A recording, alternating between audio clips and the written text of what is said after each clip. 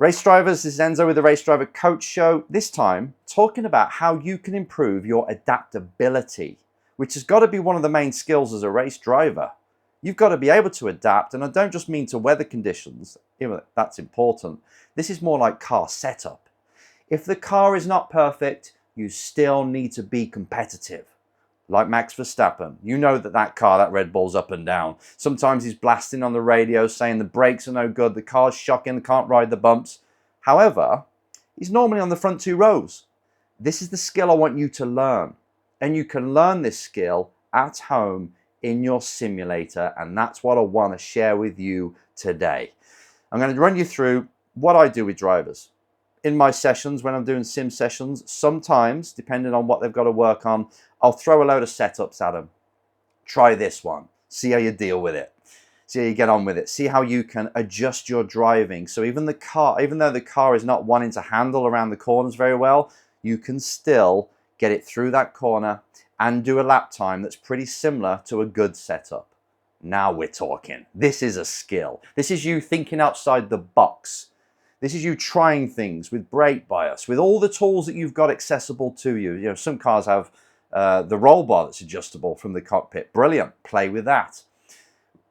Weight jackers, all these things.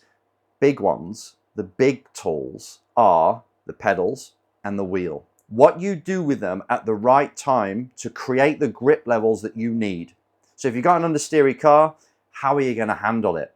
If you've got an oversteery car, how are you going to handle that? To show you what I mean, let's jump on the sim. Right, so as you can see, I'm sat there in the sim, and this first setup is understeer. So it's going to push at the front, right?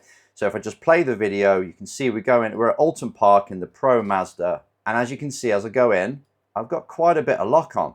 That's quite a lot of steering lock that I've got on that car when it's coming off the apex, which is not ideal. It's not ideal because it delays the throttle and it obviously forces you wide. And as you can probably see there, I did a little lift on the throttle because it's not gripping. I'm like, I need a bit more weight on the front. So I lifted and carried on. Right, then we shoot to turn 3, which is actually called Cascades. Coming down the hill, again, going in, and as I'm coming off the apex, lots of lock. And the car is pushing out. This is what you'd say is not a very nice car to drive. Now, if I flip it to oversteer, a car that's really snappy at the rear, same corner, same car, on approach. Now check out the steering angle. Hardly any. Very little on the steering, and that's what you need to do when the car is trying to snap on you at every moment. Same with turn 2. The car is coming round, the rear's coming round. When the car is oversteering like this, you're driving with the pedals more than the steering. Okay, let's talk about Druid's Corner, another corner that's high speed. And because I've got the aero taken off the front wing to create understeer, you can see again going in, loads of lock. It's pushing, pushing, pushing. I'm having to deal with it on the throttle as well by lifting late. And then into the last corner, Lodge Corner, again, brake in, get it in, loads of lock coming off the apex. Going back to the oversteering car, through Druids, on the pedals, hardly any inputs there on the steering. It's like, how can I turn as least as possible through this corner? And again, same with Lodge, last corner, get it stuck in if we can, slightly miss the apex, but yeah, again, not much. Let's take a look at the data. Look at the data now. The blue line is oversteery car, so the rear's snap in, and the red line is understeer. I tried to take it in even deeper with understeer. Not a chance.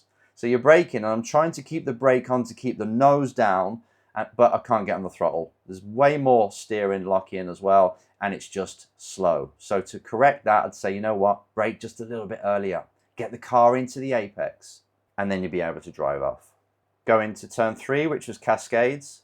Same again, you can see I've braked a bit harder with the understeering car because to get the nose in, and I've kept on the brake, trailed it all the way, and then onto the throttle. That's actually quite a good corner. You can see there's a big loss in speed, but that's because it's understeering. I could brake a bit earlier, but I think I'd be waiting too long. But you can just see with the oversteery car, the brake is quite tabletopped, and then it's a gradual feed of the throttle. As you can see on the blue line there, it's very gradual. And that's because I'm trying to keep the car balanced through using the pedals, which is really important when the car's oversteering. Okay, so I hope that all makes sense. Make this a priority. Your job is to get a car around a track as fast as possible. Then to obviously give the feedback to an engineer or someone who's setting it up for you. But at the end of the day, they're going to give you a car that's quite rigid. You know, everything's set, all the bolts are tight and it's set up. You can't really change that while you're out there, right? Apart from the tools, like I said. So it's hardly ever going to be perfect. I want you to be able to perform no matter what the car is doing. I want you, and so does your career, wants you to be able to adapt and to do the things you need to do with what the car's giving you. You get the best out of it. If it's understeering, you know what to do. Or if not, you find out what to do. You train this on the sim and you speak to the engineer. What do you want through my inputs? If the car's understeering through one, just to make sure. And then if it is, you do the right thing. Same with the oversteer, same with everything else. Whoever problem solves better whilst they're out there on track, it's going to be the driver that's the most consistent and the fastest given what they're given. Each and every driver on the grid is kind of dealing with a handling problem. Whoever does it best gets the best results. Make sure that you're one of them.